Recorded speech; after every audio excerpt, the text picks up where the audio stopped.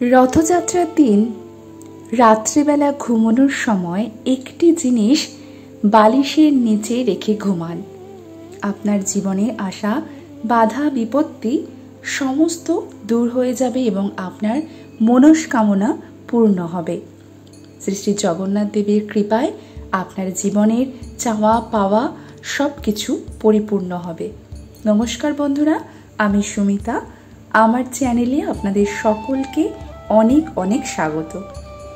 আশা করছি আপনারা সকলেই খুব ভালো আছেন এবং ঈশ্বরের কৃপায় সুস্থ আছেন। আসতে চলেছে রথযাত্রার একটি পূর্ণ দিন। হিন্দু ধর্মাবলম্বীদের জন্য রথযাত্রার দিনটি অত্যন্ত মাহাত্ম্যপূর্ণ। এই দিন ভক্তিভরে জগন্নাথ দেবের পুজো করলে জীবনের একাধিক জটিলতা থেকে আপনি মুক্তি পেতে পারেন। তেমনি একটি জিনিস যদি আপনারা এই রথযাত্রার দিন রাত্রিবেলা বালিশের নিচে রেখে ঘুমোতে পারেন, তাহলে শ্রী শ্রী জগন্নাথ দেবের কৃপায় আপনার জীবনের সমস্ত মনস্কামনা পূর্ণ হবে। আর আজকে আমি আমার ভিডিওতে এই নিয়েই আলোচনা করব। তাহলে চলুন বন্ধুরা, ভিডিওর মূল পর্বে যাওয়া যাক। তাহলে মূল পর্বে যাওয়ার আগে আমার সকল বন্ধুদের কাছে অনুরোধ, সম্পূর্ণ ভিডিওটি দেখবেন। আশা করছি আপনাদের ভালো লাগবে।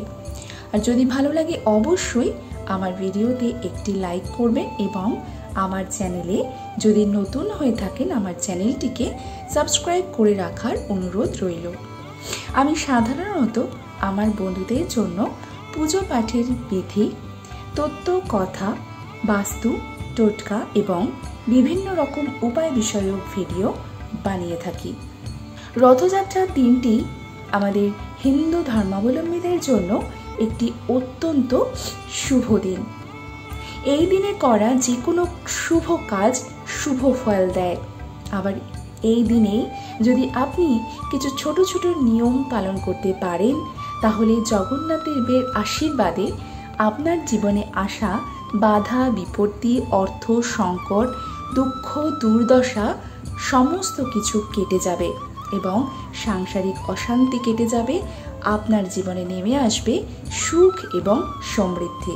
হিন্দু ক্যালেন্ডার অনুযায়ী আষাঢ় মাসের শুক্লপক্ষের দ্বিতীয় তিথিতে রথযাত্রা পালিত হয়।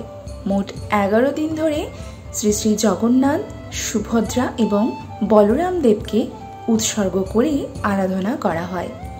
এই বিশেষ উৎসব রথযাত্রা বলে পরিচিত। পুরীতে রথ টানতে প্রতি বছর লক্ষাধিক পুণ্যার্থীর সমাগম হয়ে থাকে। এখানে 3 দেবতাকে গুচিন্ডা মন্দিরে জগন্নাথ দেবের মাসির বাড়ি নিয়ে যাওয়া হয়। পুরীর রথযাত্রা ঘিরে রয়েছে অনেক ইতিহাস। পুরীর রথযাত্রার ইতিহাস ও বর্ণনা রীতি নিয়ে কপিলা সংহিতা, ব্রহ্মপুরাণ, পদ্মপুরাণ ও স্কন্দ পুরাণে উল্লেখ পাওয়া যায়। প্রায় আনুমানিক 700 বছরের পুরনো পুরীর রথযাত্রা উৎসব। পুরীর জগন্নাথ মন্দির হল হিন্দু 4 ধর্মের মধ্যে অন্যতম। গুচিন্ডা রথযাত্রার কথা বারবার পুরীর ইতিহাস ঘিরে আসে। শোনা যায় তিনি একজন মহিলা। পুরাতত্ত্ববিদ ও ইতিহাসবিদদের মতে এই গুচিন্ডা ছিলেন রাজা ইন্দ্রদ্যুম্নের স্ত্রী। পুরীর এই রাজবংশ আজও বর্তমান। বংশ পরম্পরায় রাজা উপাধিতে ভূষিত যারা, তাদের হাত ধরেই পুরীর রথযাত্রায় পুষ্পাঞ্জলি প্রদান থেকে সোনার ঝাড়ু ব্যবহারের প্রচলন রয়েছে। রথের দিন প্রতিটি রথকে 50 গজ দড়িতে বেঁধে আলাদা আলাদাভাবে টেনে নিয়ে যাওয়া হয় গুচিন্ডা বাড়ি। রথ নির্মাণের জন্য কাঠের সংগ্রহ বসন্ত পঞ্চমীর দিন থেকেই শুরু হয়। রথের নির্মাণ অক্ষয় তৃতীয়া থেকে শুরু হয়। সেই কাঠ সংগ্রহ করা হয় মাঘ মাসের বসন্ত পঞ্চমী তিথিতে।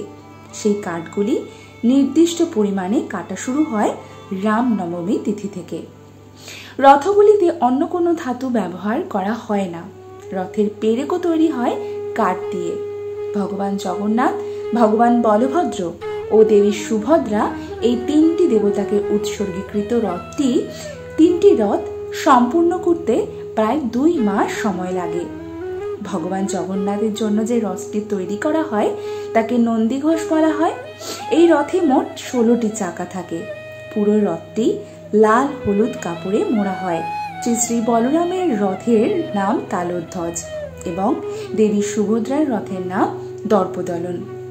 তাহলে বন্ধুরা বুঝতেই পারছেন যে এই রথযাত্রাটি আমাদের কাছে কতটা গুরুত্বপূর্ণ। তাই এই দিন যদি আপনারা কয়েকটি নিয়ম মেনে কয়েকটি কাজ করতে পারেন, তার কিন্তু অত্যন্ত শুভ ফল আপনারা পাবেন। তার কয়েকটি নিয়ম আমি অলরেডি আমার চ্যানেলের ভিডিওতে আপলোড করেছি।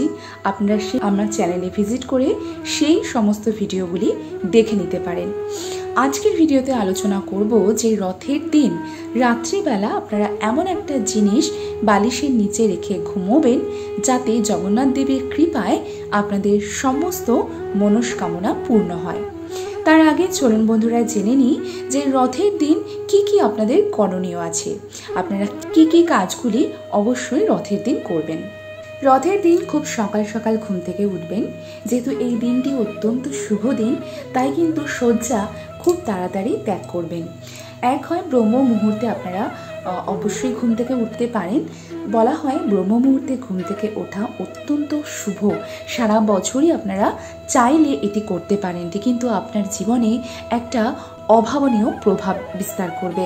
তাই অবশ্যই চেষ্টা করবেন ব্রহ্ম মুহূর্তে ঘুম থেকে ওঠার। যদি সেটি সম্ভব না হয় তাহলে সেক্ষেত্রে আপনারা তাড়াতাড়ি ঘুম থেকে ওঠার চেষ্টা করবেন। এরপর আপনার বাড়িঘর খুব সুন্দর করে পরিষ্কার পরিচ্ছন্ন হয়ে নেবেন।